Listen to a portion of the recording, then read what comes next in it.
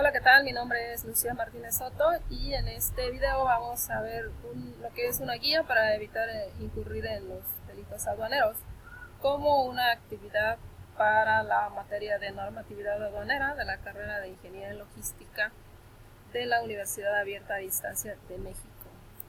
La docente en línea es la maestra Surisaday Cruz y esta guía será para no incurrir en delitos aduaneros en la importación de lentes de China al Aeropuerto Internacional de México. Primeramente, tenemos que los requisitos para importar serán tener el Registro Federal de Contribuyentes, la situación fiscal al corriente, la firma electrónica. Tenemos que contratar a un agente aduanal o apoderado aduanal, que será quienes se van a encargar de hacer el trámite en la aduana. Debemos de estar inscritos en el padrón de importadores, se deben de pagar las contribuciones correspondientes y además de las contribuciones también se deben de pagar los gastos que deriven de almacenaje, de carga, de descarga y de transportación de la mercancía. También se tiene que cumplir con las regulaciones y restricciones no arancelarias que estén grabadas en esa mercancía. Los artículos que son aplicables para precisamente para evitar cometer delitos aduaneros en esta importación, tenemos que el 144 de la ley aduanera, entre otras cosas, nos dice que la Secretaría tiene facultades para comprobar el pago correcto de contribuciones y del cumplimiento de las regulaciones y restricciones no arancelarias. Eso significa que la Secretaría tiene toda la facultad para demandarle al importador que cumpla con este pago de contribuciones. También puede aplicar las infracciones correspondientes. Por su parte, el artículo 151 dice que se puede proceder al embargo precautorio si las mercancías entran por un lugar distinto que no esté autorizado o si la mercancía se encuentra bajo el régimen de tránsito internacional y desvía su ruta fiscal que le dé por otro lado. También puede proceder al embargo precautorio de las mercancías cuando el valor que declare el importador sea mayor por al menos el 10% del verdadero volumen de la mercancía. Otra de las causas por las que se puede proceder al embargo precautorio es la falsedad o inexistencia del domicilio fiscal del importador. Por su parte, el artículo 176 también de la ley aduanera habla de las infracciones a la importación o a la exportación. En este caso es la importación de lentes de China al Aeropuerto Internacional de la Ciudad de México, como ya habíamos comentado.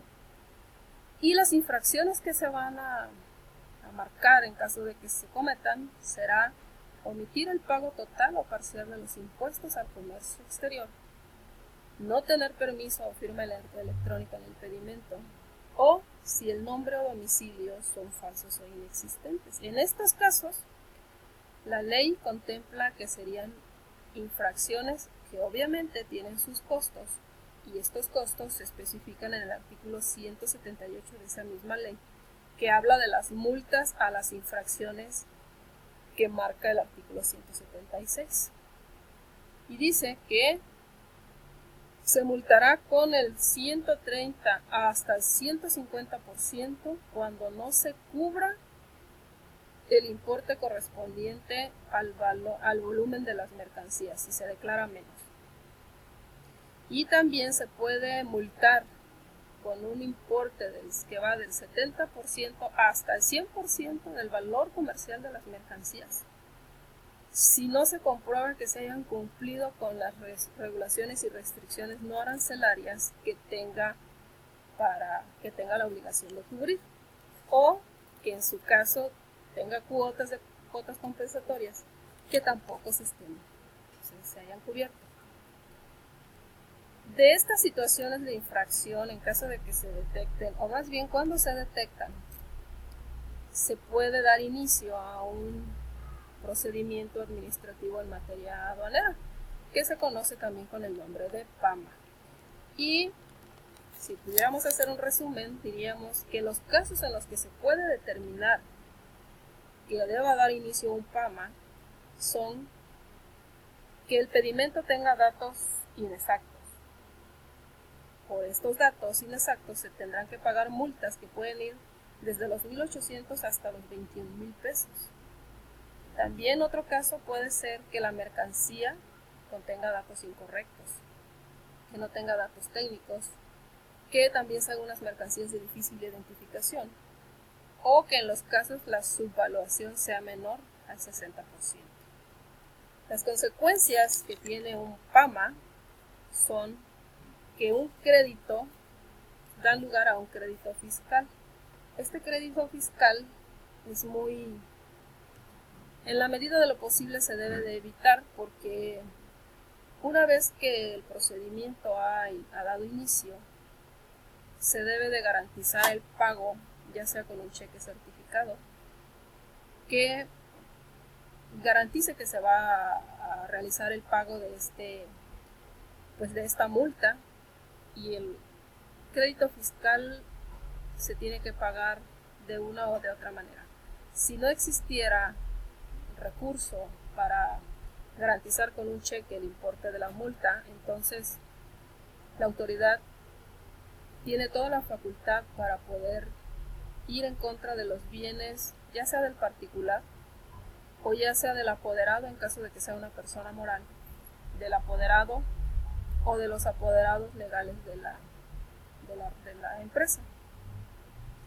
Si no existieran bienes, entonces bienes de la empresa, entonces se irían directamente a los bienes particulares de las personas que estén como apoderados de la empresa. Entonces, esto es un acto grave, que se dé inicio a un activo en materia aduanera, porque las multas son altas y además se tienen que obligatoriamente pagar. No hay manera de quitar esa multa. Otra consecuencia también de un impacto alto, negativo, es la baja del padrón de importadores. Una vez que se dé inicio al procedimiento administrativo, el importador se da de baja del padrón. Eso significa que no podrá seguir importando mercancía. Muy bien. Para evitar toda esta serie de delitos que ya hemos estado viendo, antes de la importación debemos especificar adecuadamente el régimen aduanero. Este puede ser definitivo, puede ser temporal o puede ir a depósito fiscal. Se debe de conocer el arancel de importación. Esto significa que para la franja fronteriza y para la región fronteriza existen diferentes aranceles. En este caso usaremos el arancel de importación que corresponde al resto del territorio, es decir, que no es ni región fronteriza ni franja fronteriza, porque la importación se está realizando al Aeropuerto Internacional de la Ciudad de México. Y en este caso es con la tasa del 16%. Se tiene que declarar la marca también. La marca es una obligación de declararla de acuerdo al anexo 30, apartado A, de las reglas generales del comercio exterior. Sobre todo cuando el régimen aduanero sea estos que mencionamos, que es definitivo, temporal o depósito fiscal. Si esta marca no se declara, es una causal para dar lugar a la baja del padrón de importadores también, igual que el procedimiento administrativo. También para importar lentes se tiene que contar con licencia sanitaria, porque los lentes, como tienen contacto con el cuerpo, están clasificados dentro de los productos sanitarios.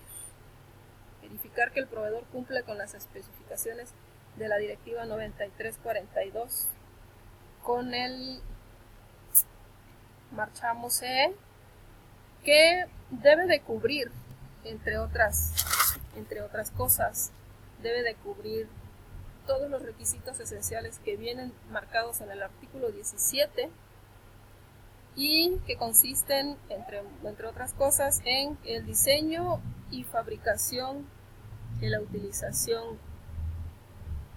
Que el diseño y la fabricación de estos lentes no comprometan la seguridad ni la salud de las personas que lo vayan a utilizar. También debe de cuidar que la calidad que dice, que especifica, debe de ser, la calidad de la fabricación debe de ser exactamente la que se especifica. Que los materiales no sean tóxicos ni sean inflamables y que tengan compatibilidad de tejidos orgánicos porque estarán directamente puestos sobre el cuerpo.